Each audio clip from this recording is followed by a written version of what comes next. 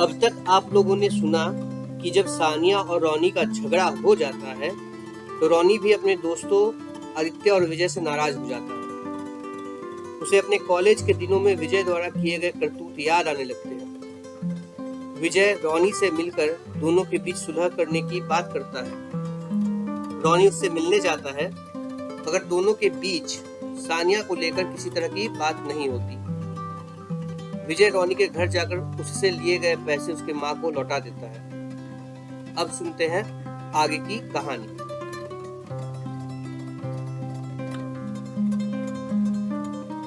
मुझे इस शहर में आए लगभग 3 महीने हो गए थे और अब मुझे मेरे घर की याद आ रही थी।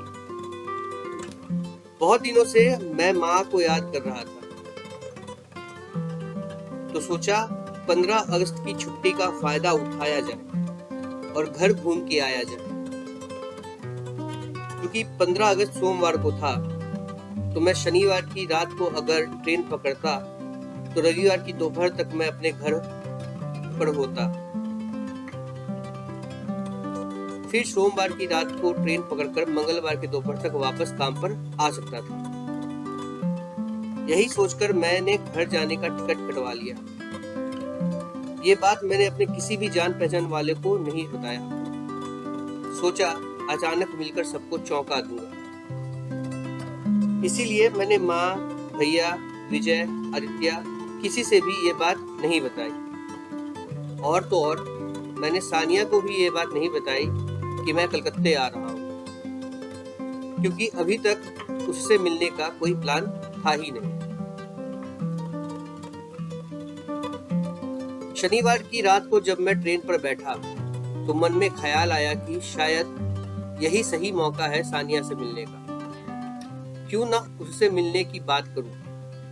अगर वो चाहे तो मिल ले, वरना उसकी मर्जी। ट्रेन में बैठे हुए ही मैंने उसे फोन लगाया और पूछा कि क्या वो 15 तारीख को मुझसे मिलना पसंद करेगी। पहले तो उसे लगा कि मैं मजाक कर रहा हूँ, मगर जब मैंने उसे अपने कलकत्ता आने की बात बताई तो थोड़ा सोचकर वो मुझसे मिलने को तैयार हो गई। ये जानकर मैं बहुत खुश हुआ कि चलो शायद अब वो सारी कड़वाहट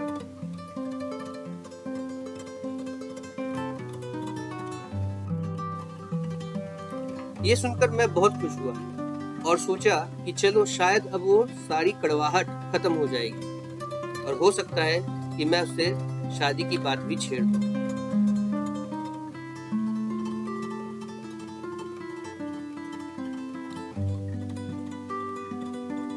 अगले दिन दोपहर को जब मैं अचानक से घर पहुंचा तो माँ एकदम से दंग रह गई।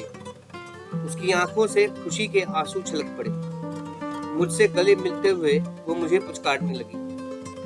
मैं घर का सबसे छोटा बच्चा था और इसी कारण सभी मुझसे बहुत प्यार करते थे।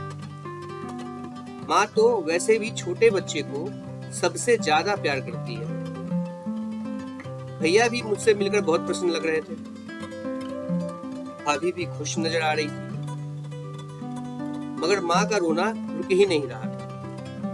शाम को खाना खाने के बाद जब मैं माँ के कमरे में गया सोने के लिए तो मैंने उन्हें बताया कि मैं ऑफिस के काम से आया हूँ, वो भी सिर्फ 1 दिन के लिए, और इसी 1 दिन के लिए मैं घर भी आया हूँ। कल सुबह ही मैं वापस चला जाऊंगा। पहले कलकत्ता ऑफिस में काम की रिपोर्ट दूंगा, फिर वहीं से ट्रेन के लिए रवाना हो जाऊंगा। ये सुनकर माँ पहले तो जरा उदास हो गई, मगर फिर समझ भी गई।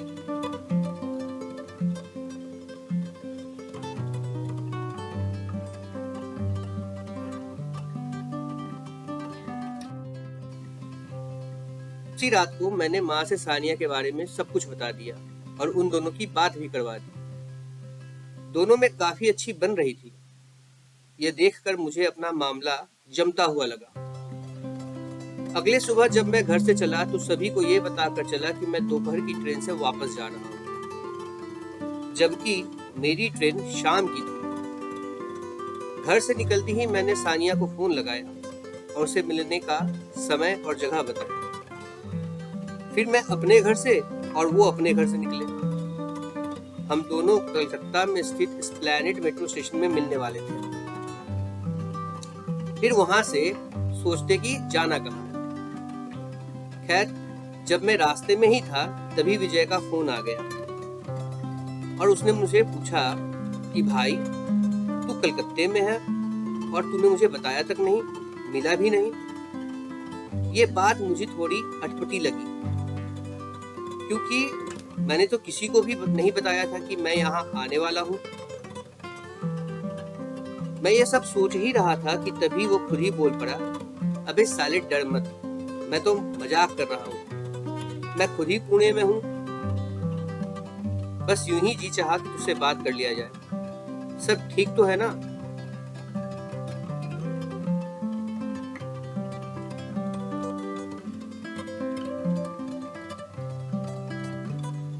उस समय मैंने उसके बात को ज्यादा तवज्जो नहीं दिया, क्योंकि उस समय मैं सानिया से मिलने को इतना बेचैन था कि मुझे किसी भी बात का कोई फर्क ही नहीं पड़ रहा था।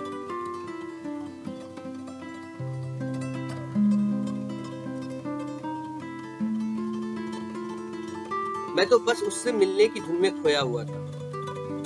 घर से ट्रेन, ट्रेन के बाद बस, फिर मेट्रो और फिर उसका इंतजार। वैसे तो हमें एस्प्लैनेड में मिलना था, मगर वो न जाने क्यों सेंट्रल उतर गई। मैंने उसे फोन किया तो उसने कहा कि वो अपनी सहेली के साथ है, उसका भी बॉयफ्रेंड आज उससे मिलने आ रहा है, तो उसे लेने के लिए वो उतरे थे, अब बस से आ रहे हैं। मैं वही उनकी राह देखता रहा। जब 3-4 बसें गुजर गई तो फिर मैंने उसे फोन किया और पूछा कि वो कहाँ है। वो फिर बोली कि वो लोग फिर से मेट्रो पकड़कर मैदान जा रहे हैं। जब मैंने उनसे पूछा कि वो कौन से स्टेशन से मेट्रो पकड़ रहे हैं तो उसने एस्प्लैनेड का नाम लिया। मैं बोला, मैं भी वहीं खड़ा हूँ, बाहर की तरफ, तुम बाहर आ जाओ, हम साथ में टैक्सी पकड़कर चलेंगे। तो बोली ठीक है। मैं बाहर आ रही, मगर मुझसे रहा ही नहीं जा रहा, तो मैं भी नीचे की तरफ बढ़ने लगा। वो नीचे से ऊपर आ रही थी और मैं ऊपर से नीचे जा रहा था। वैसे हर एक मेट्रो स्टेशन में 2 से ज्यादा प्रवेश द्वार होते हैं, मगर एस्प्लैनेड में तो 6 द्वार हैं।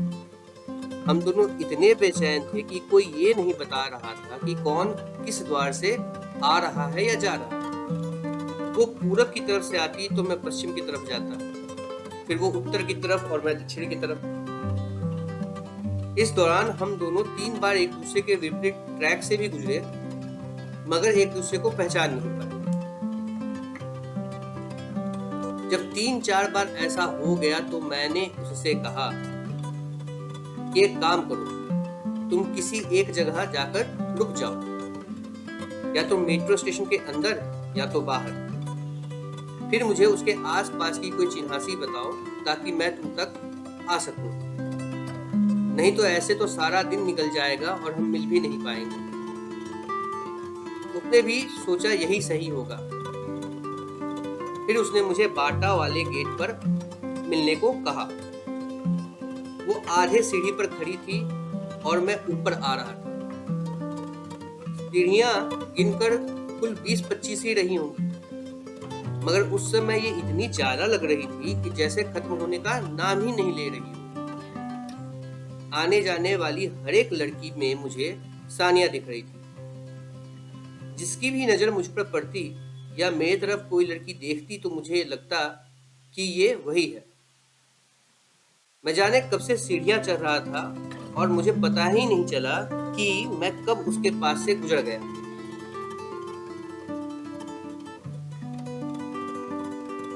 बेताबी इतनी बढ़ रही थी कि मैं उसके पास खड़ा होकर भी उसे ढूंढ रहा था और वो मेरे पास से गुजर रही थी, मगर समझ नहीं पा रही।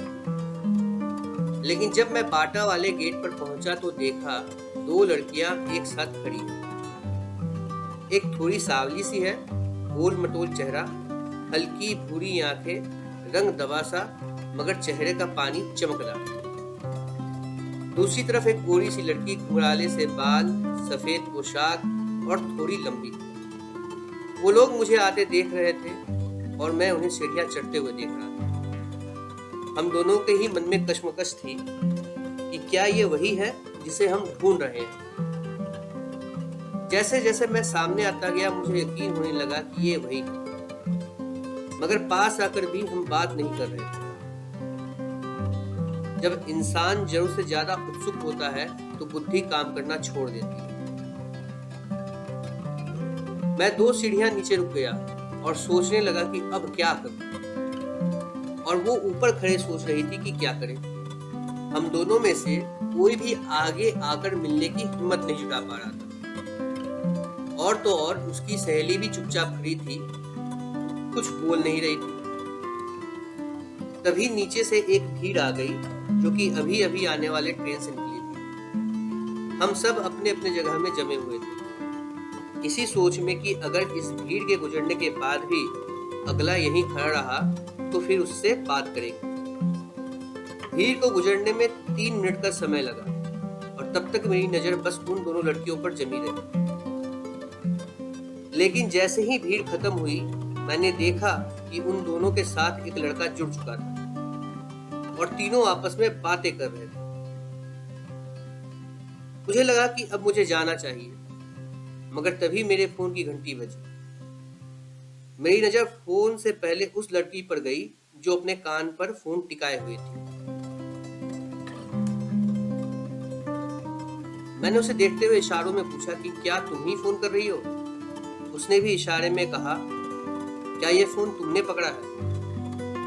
फिर मैंने ये बात पक्की करने के लिए कि उसने ही फोन किया है, मैंने फोन रिसीव कर लिया।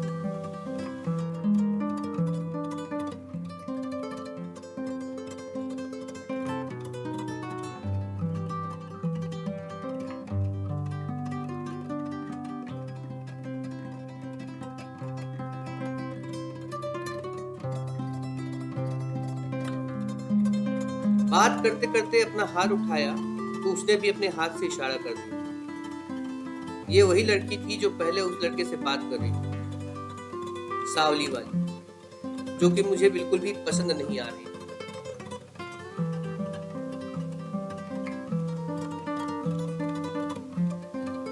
वैसे तो मैं अपनी हैसियत जानता था कि मुझे इस तरह की लड़की नहीं मिल सकती।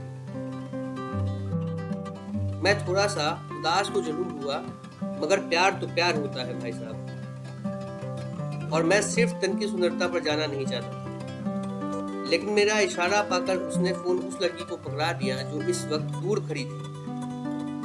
जब उसने पहली बार फोन पर हेलो कहा मुझे सुकून मिला। मैं झट से उस तरफ बढ़ने लगा और वो मेरी तरफ पांव बढ़ाने लगी। मन तो कर रहा था कि दौड़कर उसे गले लगा लूं, मगर पब्लिक प्लेस पर ऐसा करने की मेरी हिम्मत नहीं हुई। जब मैं और वो बिल्कुल नजदीक जा पहुंचे तो उसने सबसे पहले जो बात कही थी वो थी, कैसे हो? और मैंने कहा, जैसा तुमने 2 दिन पहले सुना था। उसकी आंखें छलक ही जाती अगर उसकी सहेली ने उसे आवाज ना लगाई हो। खुद को रोकते हुए उसने कहा कि चलो अब चलते हैं। चलते हुए मैं बहुत कुछ पूछता रहा और वो बहुत कुछ बताती रही, पर एक बात मेरे पूछने के पहले उसने मुझसे बता दिया कि ये लड़का उसकी सहेली का प्रेमी है।